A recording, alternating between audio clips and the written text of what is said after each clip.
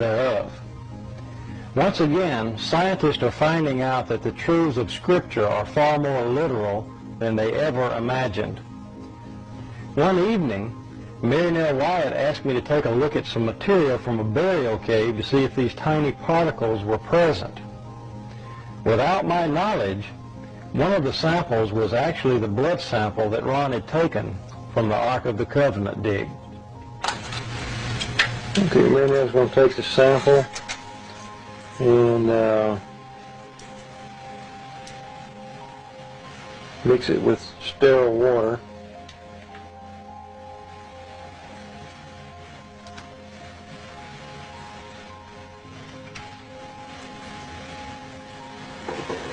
And a test tube there that we... The sample was placed under the microscope, and as the specimen began to come into focus, thousands of tiny particles, somatids if you will, became plainly visible. At that time, Mary Nell, who was standing behind me, began to weep. As I turned around and saw the expression on her face, I realized immediately that the sample we were looking at was actually the sample that Ron had found to be the blood of Christ. Dried blood is dead blood. Everybody knows that, all right? They can test the blood of the pharaohs, the mummies of the pharaohs, all right? There are certain things they can do that cannot get a chromosome count by any method I'm familiar with, all right? Things keep changing. I don't profess to know everything. However, there's no way I know that you can get a chromosome count out of dead blood. You can get a DNA and some other things, but not a chromosome count, all right? That's done by living white blood cells. Now then, first of all, in this analysis, I took the blood into a laboratory in Israel.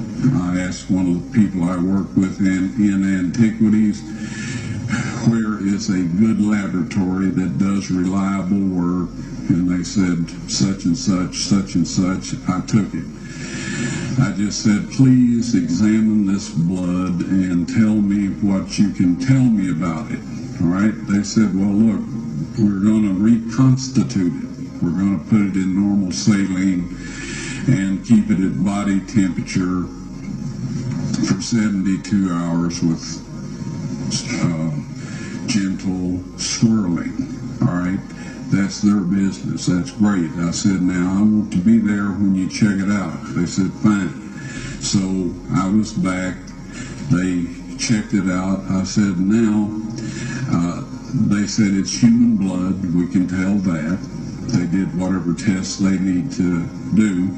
And then I said, take some of the white blood cells and put them in a growth medium and keep them at body temperature for 48 hours. And they said, well, that'll do no good because it's dead blood. I said, would you please do that for me? And they said, okay, we'll do it. So anyway, I said, I want to be there when you take it out and examine it. So I was back there. They took it out, examined it under the microscope, and the one technician called the other one over there, and then they called the boss over there, and they were talking Hebrew a mile a minute there for a little bit, and they looked at me and they said, Mr. Wyatt, this human blood only has 24 chromosomes in it. Everybody else has 46. You see, 23 from your mother, 23 from your father, 22 autosomes from your mother, 22 autosomes from your father. You get an X from your mother, you may get an X or a Y from your father, all right? This blood had 23 chromosomes from the mother's side, one Y chromosome only. You see, the child could not have developed if they hadn't had the autosomes from the mother. So all of his physical characteristics were determined by his mother's side of the family, her autosomes. His maleness was determined by this one Y that came from the source, not a human male. Then they said, this blood is alive. And then they said, whose blood is this?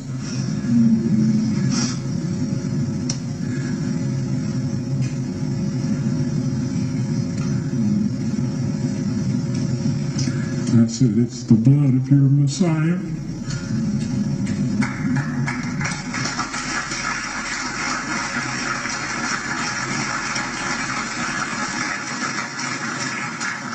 And I assure you, those men's lives have changed.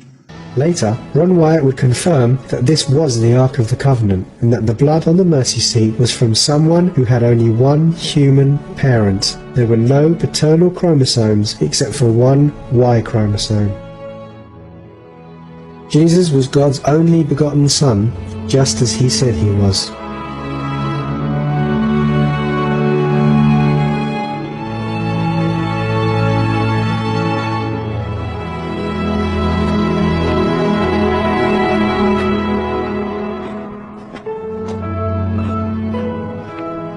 The Bible prophesied that Christ's blood would be sprinkled on the mercy seat of the Ark of the Covenant, but as it was to be kept secret until our time, it was partially, but not totally, hidden in symbols. Matthew recorded an earthquake at the cross, which formed a crack in the ground below it. The blood and water apparently ran down the earthquake crack. The prophet Isaiah wrote that Jesus, when he was bruised and broken, would sprinkle many nations. John reveals to us a secret. He tells us that the blood and water is here on earth as a testimony. And there are three that bear witness in earth: the Spirit, and the water, and the blood. And these three agree in one. If we receive the witness of men, the witness of God is greater. For this is the witness of God, which he hath testified of his Son.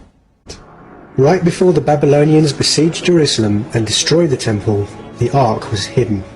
The very Ark of the Covenant, with the testimony of God, or the law, that the people had broken and that we need atoning for. God knew where Jesus was to suffer and die for humanity, and 600 years before the crucifixion, he hid the Ark right under the Golgotha escarpment.